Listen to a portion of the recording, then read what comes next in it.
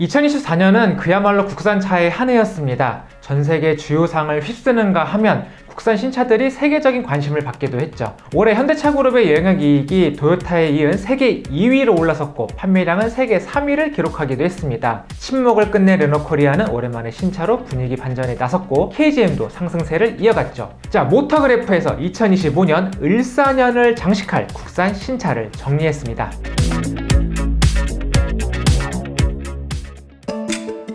자, 가장 많은 기대를 모으고 있는 3열 SUV입니다. 현재는 공식 이미지만 공개해서 기대감을 높이고 있죠. 존재감 있는 각진 디자인을 바탕으로 하면서 독특한 형태의 전면 주간주행된 디자인이 상당히 눈길을 끌죠. 가장 큰 특징은 시트 배열입니다. 6인승, 7인승, 9인승으로 구분이 되면서 이 중 9인승 모델은 고속도로, 버스 전용차로 통행이 가능하죠. 가솔린과 하이브리드로 구분이 되며 주력 모델은 하이브리드 사양이 될 전망입니다. 2.5L 가솔린 터보 엔진과 하이브리드 시스템 조합 구성을 갖고요. 하이브리드 모델 최초로 V12도 지원합니다. 배터리 용량을 3kWh급으로 하이브리드로는 상당히 큰 용량을 가질 것으로 알려졌죠. 이외에 고급 리무진 모델인 하이리무진 사양도 추가될 예정입니다. 자, 현대차가 내놓는 3열 전기 SUV입니다. 세계적으로 3열 시트를 갖춘 대형급 전기 SUV 종류가 많지 않은 상황에서 등장했기 때문에 가치가 남다른 것으로 평가받고 있죠. 컨셉트카와 거의 유사한 디자인으로 많은 관심을 받고 있기도 하고요. 특히 기아 EV9보다 더 크고 넓은 공간을 갖습니다. SK온의 110.3kWh 용량의 배터리를 씁니다. 덕분에 국내 기준으로는 500km 넘는 주행 거리를 확보해서 전기차 주행거리 문제를 꽤나 덜어낼 것으로 예상되고요. 하지만 아이오닉 9이 기대를 받고 있는 부분은 성능보다 가격인데요. 기아 EV9의 저조한 판매량에서 교훈을 얻은 만큼 상대적으로 저렴한 가격대 출시를 약속했기 때문입니다.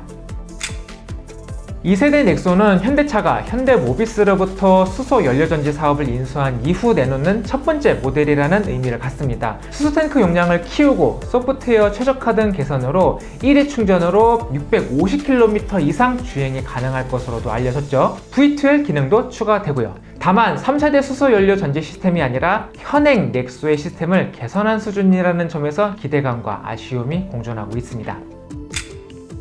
아이오닉6의 부품 변경 모델은 2025년 5월 출시가 예고됐는데요. 디자인 부분에 논란이 많았던 만큼 새로운 디자인 적용 가능성이 확실시되고 있습니다. 디자인을 바꾸고 좋은 반응을 이끌어낸 소나타와 유사한 형태로 변경될 것으로 알려졌죠. 4세대 배터리로 교체될 뿐만 아니라 배터리 용량도 늘어나면서 더 길어진 주행거리를 확보할 것으로 알려졌습니다. 최근 현대기아 전기차 페이스리프트 추세를 봤을 때 가격은 거의 변동 없이 현 상태를 유지할 가능성이 높게 점쳐지고 있죠. 2025년 연말에는 고성능 모델인 아이오닉 6N도 추가될 예정입니다. 이미 아이오닉 5N을 통해서 강력한 성능을 알린 만큼 세단형 전기차인 아이오닉 6N은 더 높은 성능을 발휘할 것이라는 기대를 받고 있죠. 구체적인 재원은 공개되지 않았지만 더욱 강력해진 모터를 비롯해서 아이오닉 5N에서 지적받았던 브레이크 성능 개선 등으로 더욱 고차원적인 고성능 전기차로 거듭날 전망입니다. 기아가 군용차를 제외하고 44년 만에 다시 내놓는 픽업 트럭입니다. 각종 구성 부분이 동급 중형 픽업 트럭보다 우수하지만 디자인 부분에서 좀 호불호가 나뉘고 있죠. 트럭이라는 성격에 맞춰서 다양한 캡과 셰시 바디를 더할 수 있는 등 확장성 부분도 고려한 설계가 이루어진 것이 특징이고요. 2.5L 가솔린 터보 엔진과 8단 자동 변속기 조합을 기본으로 하고요. 오프로드 전용 4륜 시스템과 견인 장치, 그리고 다양한 험로 대형 주행 모드까지 갖췄습니다. 뒷좌석이 불편한 픽업 트럭의 한계를 넘기 위해서 등받이 각도도 조절할 수 있도록 많은 부분도 신경을 썼고요. 향후 전기차도 추가될 예정입니다.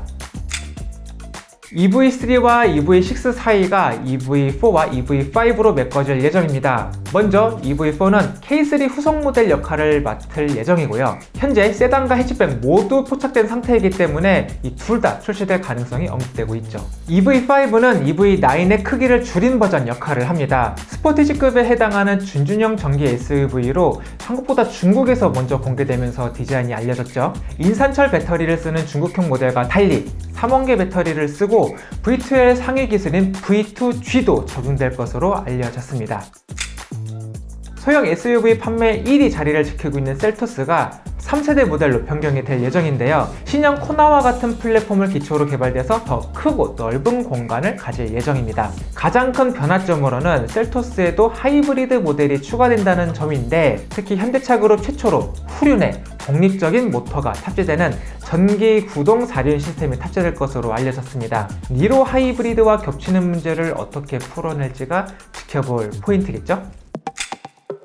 제네시스 네오론 컨셉트의 양산형 모델이자 제네시스 브랜드 중 가장 크고 값비싼 모델로 등장할 것으로 알려졌는데요. 현재까지 알려진 정보는 전기차로만 나올 예정이고, 현대차 그룹의 차세대 플랫폼인 EM을 바탕으로 할 것으로 알려졌습니다. 또 향후에는 문이 양쪽으로 열리는 방식의 코치도어가 적용된 럭셔리 사양도 추가될 예정입니다. 이를 통해서 제네시스 브랜드가 한 단계 더 높은 브랜드로 높아질 수 있을지 관심이 모아지고 있죠. 정확한 판매 일정은 2026년 가능성이 높을 것으로 알려졌는데, 현대차의 새로운 전기차 전용 공장이 2025년 완공이 되고 2026년부터 가동이 될 예정이기 때문으로 알려졌죠. 제네시스의 가장 작은 전기차 GV60이 페이스리프트를 통해서 새로운 모습으로 돌아올 예정입니다. 현대 아이오닉5와 기아 EV6 등과 비교되면서 좀 성공적인 판매량을 이어가지 못했기 때문에 부분 변경을 통해서 어떤 차별점을 내세울지 기대를 모으고 있는데요. 아이오닉5나 EV6처럼 배터리 변화와 새로운 시스템 및 셰시 개선 등으로 완성도가 높아질 것으로 예상이 되고 있죠. 이번 GV60이 많은 관심을 받고 있는 이유는 바로 고성능 모델인 GV60 마그마가 추가될 예정이기 때문인데요. 현대 N과 기아 GT 라인업과 달리 마그마는 강력함과 고급스러움을 겸비해서 제네시스만의 고성능을 보여줄 예정이라고 합니다. 아직 많은 정보가 알려지지 않은 모델이죠. 제네시스 라인업 중에서 가장 작고 저렴한 모델이 될 가능성이 거론되고 있는데요. 일각에서는 G60으로 출시될 가능성도 언급되고 있습니다. 어떤 동력과 어떤 형태의 디자인을 갖게 될지도 아직은 불분명하죠. 토레스 전기차에 픽업 트럭으로 등장할 것으로 알려졌습니다. 렉스턴 스포츠가 주도했던 중형 픽업 트럭 시장이 쉐보레 콜로라도, 포드 레인저, 기아 타스만 등 경쟁이 치열해지자 틈새 시장인 소형 픽업 트럭을 선점하는 역할을 하게 되는데요. BYD의 LFP 배터리가 탑재되고 80.5kWh 용량의 배터리 용량을 갖습니다. 앞바퀴를 굴리는 전륜과 두 개의 모터를 쓰는 4륜 모델로 나뉘고, 주행거리는 싱글 모터 기준으로 400km 이상, 듀얼 모터 기준으로 370km 이상으로 설정이 됐고요. 또 모델명에 무쏘가 거론되고 있죠. 코란도 후속 모델로 2023년 서울 모빌리티 쇼에서 프로토타입 모델이 공개되기도 했습니다. 현재 모델과 달리 강인한 이미지를 전달하는 정통 SUV 이미지를 강조하죠. 코란도라는 이름의 정통성을 이어가기 위함으로 알려졌죠. 또 전기차 모델이 먼저 등장할 예정인데, 이 모델도 BRD 배터리를 씁니다. 향후에는 내연기관 모델도 추가될 예정이고요. 사실상 준준형 시장을 현대 투싼과 기아 스포티지가 양분했기 때문에 차별화된 디자인을 갖는 신형 코란도가 국내에서 어느 정도로 성공할지도 관심이 모아지고 있죠. 2024년 유럽 올해의 차로 선정된 컴팩트 전기 SUV입니다. 기아 니로 EV급 크기를 가지면서 전체적인 사양의 고급화가 이루어진 점이 특징이죠. 등급에 따라서 60kWh와 87kWh 용량의 배터리를 쓰면서 WLTP 기준으로 420km에서 620km까지 주행거리를 확보했습니다. 모터 등에서 히터류를 쓰지 않아서 이 친환경성도 상당히 생각을 했다고 하고요. 하위 모델은 170마력, 상위 사양은 220마력과 30.7kg/m 토크를 발휘하고요. 고속 충전은 최고 150kW까지 가능합니다. 세닉은 르노코리아가 프랑스로부터 수입을 해서 판매할 예정입니다. 수입차로 분류되기 때문에 아무래도 가격대가 높아지는 것은 불가피한데, 디자인 부분에서 좋은 반응을 받고 있기 때문에 한국 시장에서도 어느 정도 성공을 할 수 있을지가 기대를 받고 있죠.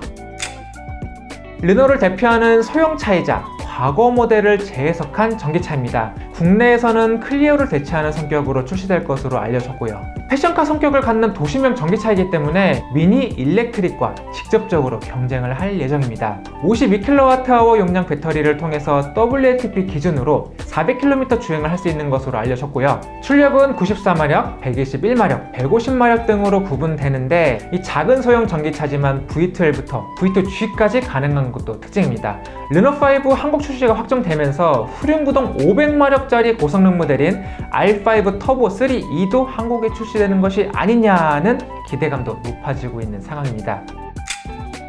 MPV지만 LCV 성격도 함께 갖는 독특한 성격을 갖고 있는데요. 25년 역사를 갖고 있고 전 세계에서 50여 개 국가에서 440만 대가 팔릴 정도로 이 수요도 상당히 높습니다. 현재는 3세대 모델인데 단종된 쉐보레 올란도나 기아 카렌스보다 살짝 작은 크기를 갖고 있습니다. 길이를 4.9m까지 늘리고 휠베이스가 3.1m까지 되는 그랜드 칸고도 존재하죠. 스타리아보다 작으면서 합리적인 공간을 갖는 소비자에게 상당히 어필하는 모델인데 영업용은 물론이고 차박이나 레저 수요층이 얼마나 어필될지가 관건입니다. 또 국내 시장에서는 전기차만 판매될 예정이고요. 그랑콜레오스 상급에 자리하는 쿠페형 SUV로 등장할 예정입니다.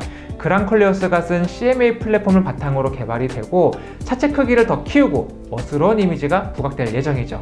현대나 기아에서는 본격적인 쿠페형 스타일의 SUV가 없기 때문에 국내 출시되면 디자인 차별화가 가장 큰 무기가 될 예정입니다. 파워트레인은 그랑콜레오스와 상당수 공유할 것으로 알려졌는데 가솔린과 하이브리드가 주축을 이룰 것으로 알려졌죠. 세닉이나 르노5와 달리 르노코리아가 한국에서 생산할 모델이기 때문에 국내 소비자들의 가장 큰 기대를 받고 있습니다. 토요타 라브4, 혼다 CR-V 등과 경쟁할 이코녹스가 4세대로 바뀔 예정입니다. 쉐보레 최신 디자인을 이어받아서 도시명 SUV보다 크고 강인한 오프로드 SUV 이미지가 상당히 강조됐는데 특히 외관보다 실내 디자인이 상당히 호평받고 있습니다. 11인치 계기판과 11.3인치 인포테인먼트 디스플레이 두 장을 겹쳐서 완성한 것이 특징이고 공조기는 다이얼과 물리 버튼으로 분리를 해서 보다 쉽고 직관적으로 다룰 수 있게 만들었습니다. 177마력의 1.5L 가솔린 터보 엔진을 쓰고요. 변속기는 전륜구동 사양이 CVT 그리고 4륜구동 사양은 8단 자동 변속기가 쓰입니다. 신형 이코녹스의 전기차 버전도 국내 출시를 앞두고 있는데 이미 2024년 9월 국내 인증을 마치기도 했습니다. 환경부 인증 1회 충전 주행거리가 483km 수준이기 때문에 상당히 장거리 주행이 가능하죠. 특히 차체 크기를 확 늘렸기 때문에 중형 SUV로 거듭났습니다. 85kWh 용량의 LG 엔솔 배터리를 이용하고 204마력을 발휘하는 모터가 앞바퀴를 굴리는 방식을 쓰죠. 주력 경쟁 모델은 현대 아이오닉5와 기아 EV6로 차체 크기와 주행거리 면에서도 크게 부족하지 않은 것이 특징이죠. 다만 수입차 신분이고 높은 환율 문제도 있기 때문에 이 가격이 얼마나 경쟁력 갖출지가 좀 중요해지고 있습니다. 3세대 트래버스 국내 출시 가능성도 언급되고 있습니다. 1세대와 2세대 모델이 크로스오버 스타일의 대형 SUV였다면 3세대 모델은 확실한 SUV 성격을 보여주고 있는데 타우의 모습을 연상시키는 디자인의 지상고도 더 높여서 SUV 이미지를 더욱 강조했죠. 실내 계기판은 11인치, 인포테인먼트 시스템은 17.7인치 크기를 갖고 구글과 함께 개발한 새로운 인포테인먼트 시스템도 탑재됩니다. 또 기존 3.6L 자연흡기 엔진 대신에 2.5L 4기통 가솔린 터보 엔진이 장착이 되고요. 최고 출력 315마력, 최대 토크 43.9kgm/m를 만들어냅니다. 변속기는 8단 자동 변속기를 쓰고 전륜 아니면 4륜 구동 시스템을 함께 쓸 수 있습니다.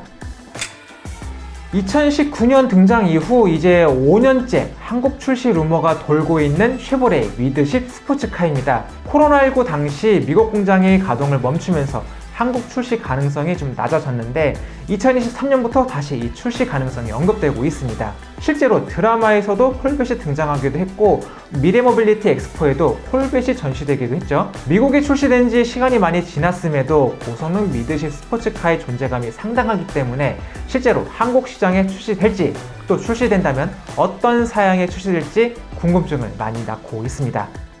자, 오늘은 이렇게 2025년 한국 시장에 출시될 국산차에 대해서 알아봤습니다. 자, 다음 컨텐츠로는 2025년에 출시될 수입차도 함께 준비를 했으니까 자, 채널 고정하시고요. 저는 지금까지 김선웅이었고요. 여러분들은 모터그래프와 함께하고 계십니다.